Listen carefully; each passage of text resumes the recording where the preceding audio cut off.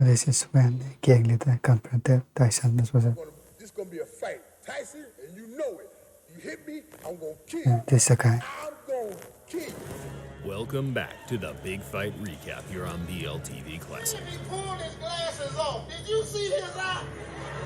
His eye was just hanging out his head. On today's video, we revisit the infamous two-fight saga between Mike Tyson and Mitch Blood Green.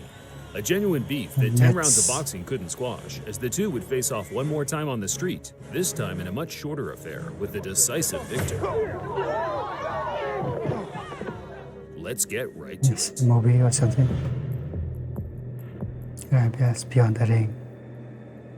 This was a documentary on this one. Closing with a flurry. The bell is going to sound. After Tyson's 10-round decision to James Quick Tillis in 1986, the invincibility aura from Kid Dynamite took a slight knock as the two heavyweights battled out a much closer fight than the boxing fans and bookmakers expected. How disappointed are you that the knockout string is over? Not at all. If anything, I feel relieved, and I'm confident if I wanted to, I could have knocked them out. It was Tyson's first time going the distance, as he had finished his previous 19 opponents all inside the opening 2 or 3 rounds. That gave some of the other heavyweight contenders an incentive to catch this teenage dynamo early, halt the hype train, and earn the highest possible payday outside of a championship fight. Tyson said, "Gonna give me a fight. I want Mike Tyson."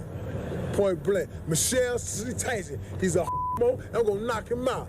Mitch Blood Green was one of the first fighters to utilize the new age of digital camcorders to get his message out there to boxing fans. Now I'm gonna show you something. Feast your This is the past one. on a real heavyweight. What trust talk. There was no social media in those days, but local news stations and televised sports networks such as HBO would air the clips during a broadcast to gauge the fans' reaction. Power. I ain't no joke. My name is Blood Green. Now you heard my fight. Watch my smoke. It's probably due to Setting audio the compression pie. over time, but I can honestly say I have difficulty understanding what Mitch Green is saying. Two clear things were the muscle flexing and homophobic slurs, and bizarrely enough, as far as my research suggests, this was enough to land him a shot at the hottest prospect in world boxing. It was okay at that time. Growing up on the tough streets of Detroit, Mitch Green was a prominent player in 1970s New York gang warfare. By the age of 17, he had witnessed his father lose his life in a bizarre Western-style quick-draw shootout, not long before being shot twice himself, fortunately escaping with non-fatal injuries. Green tried to escape gang life by joining the UBA boxing gym in New York, but by this time his ties to the street were too pronounced, as he was now hailed the king of New York street gangs by the NYPD for his role as gang leader in the deadly Bloods crew. Things slowly started to change for Mitch as his reputation as a gang leader was exceeded by that of a talented amateur boxer, the muscular 6'5" big man that was racking up copious tournament success, including several New York Golden Gloves. From the Bronx, New York, undefeated in 5 professional bouts with 1 draw. Green took to the professional ring in 1980 and quickly started racking up wins over journeyman and fringe contenders such as Jumbo Cummings. Champion in waiting Trevor Berbick became the first man to beat Green in 1985, where Mitch made a good account of himself, only losing by majority decision. Both Tyson and Green were on the fringe of a world title shot, so regardless of the antics, the two were on a likely collision course.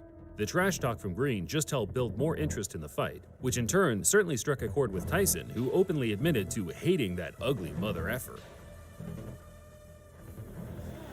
And Mike Tyson, traditionally, no robe, no socks. He says it makes him feel like a warrior, makes him feel like a gladiator. Tyson met Green for the first time in May 1986 at Madison Square Garden. It was Tyson's first match at a prestigious boxing venue and also the first to be covered by a large television network. Yet, the occasion didn't change the traditional no-robe, no-socks attire. He was all business and had a personal vendetta to settle with the now not-so-confident-looking Mitch Blood Green. And was so much a factor in the last fight that we showed you here on HBO that he didn't double up. He just was a little bit lazy, especially in the later rounds. So we'll see what he does about that against Mitch Green.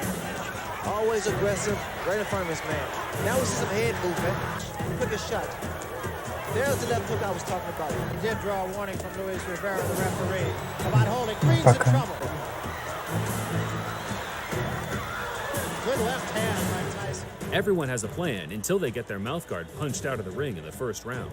While Green had all the physical advantages, Tyson's supreme boxing skills and speed negated the gap in size and weight, backing up Green from the opening bell, slipping and countering, forcing the much bigger man into survival mode from the word go. Big right hand against Tyson Tillis. power. And what a shot. That is an awesome shot. Tyson punched out Green's mouthguard again in the third, whereafter he started mocking his opponent for having a wide, gulping mouth, stalking him across the ring, landing fierce, single power punches. The fist may throws his punch. Another big left hook. Hey, Tyson, they're good uppercut. He has to take the stand eventually. Another couple body shots. Well, he's smiling. Tyson is smiling, but see, Green has those fast hands. The fight became so routine by the closing stages, the crowd knew they were witnessing a foregone Always on the conclusion. pace. Tyson himself appeared to have his mind elsewhere as he bizarrely kissed his trainer, Kevin Rooney, while he was trying to deliver him intricate strategies and details regarding the fight. Well, Kevin Rooney is in there and just jabbering away 100 miles a minute. Mike Tyson leaned over and just kissed him. Tyson closed the show, trying to score the knockout, but Green's disinclination to engage allowed him to grab and clinch his way to safety, resulting in him losing 9 out of 10 of the rounds on every different scorecard. And for 9 rounds. But we knew deep inside that I was going to win this fight so easy because of his style. He's a dang tough opponent, and he took some fairly decent shots. But as you know, I won comfortably, and I didn't try for the knockout, and I used a great deal of discipline in there, not knocking him out. Tyson claimed he carried Green the 10-round distance on purpose to punish him for as long as possible, and whether it was true or not, Green's personal pride was hurt, and he was willing to do whatever it took to restore a sliver of respect amongst his peers. Green retired from boxing after the Tyson loss and returned to the street to earn a living from selling drugs. He always planned to one day get Tyson back in the ring, but as his years of inactivity ensued, Tyson progressed to one of the most dominant heavyweight champions of all time, undefeated and undisputed. The days of fighting lingering contenders such as Mitch Green were over. It wasn't until a couple of years after their fight that the two would meet again, this time in Green's element, the street. In the early hours of August 23, 1988, Mitch Green got wind that Tyson was shopping at a local clothing store close by to where he ran things on the street. Tyson had traveled a fair distance to pick up a luxury leather jacket handmade by one of his friends over at Dapper Dan's. As Tyson was chilling in the store with his entourage, Mitch Green burst through the door on his own, high on angel dust, demanding Tyson either give him a rematch or empty his pockets right there on the spot. Tyson, of course, no stranger to altercations on the street, dragged Mitch Green outside and pummeled him to the ground multiple times. Spectators said that the fight was short, violent, and very one-sided. In fact, it was no longer than 15 to 20 seconds, but that's more than long enough for the heavyweight champion to inflict severe damage. There is no footage of the fight, regardless of the clickbait you see on YouTube, but there were many accounts of what happened that all aligned, all except Green's account, where he claimed Tyson sucker punched him and ran. Who threw the first punch here? He did. He sucker punched me because he's with his friends, you know. And when he hit me, like I said, I couldn't get a chance really get to him like I wanted because everybody was like pulling me, you know, holding me, like so he could get away from me, so he could get away. And he ran from me. Green was certain the Tyson scuffle, which became mainstream news around the world, would add enough public intrigue to get his rival back in the ring. But Mitch had already burnt his bridges among the promoters in the sport, with his violent threats to Don King in the past already shadow banning him from ever earning any serious money in the ring again. After Green's failed attempts to get the rematch with Tyson, he filed a civil lawsuit for $20 million due to the injuries he suffered during their fight. The former gang leader came away with one small W to coincide with a long list of L's, winning the case and being awarded $45,000, close to what his purse was during their professional fight in 1986. Yeah, I remember seeing Mitch Green's eye after that. It was like, he broke his socket. Broke the eye socket, yeah. He broke his eye socket. Yeah. The eye socket. You gotta hit really hard to do some like that, right? Green returned to the ring 7 years later, but at that point he was a shell of his former self and was beaten by journeymen with losing records until he hung him up for good in 2005. As of 2022, Green is still a large-as-life character, but now employs his energy into his love of Christianity.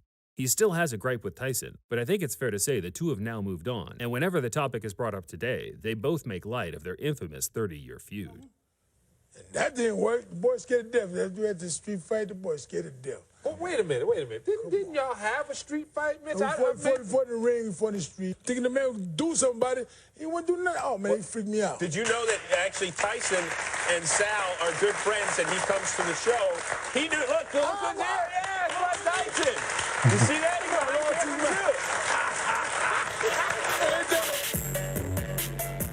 He said that waiting for him to rebuild the funny at the ending. And soon upon state hard, or we can get away with a minimum amount of money. He made a mistake on that one. Because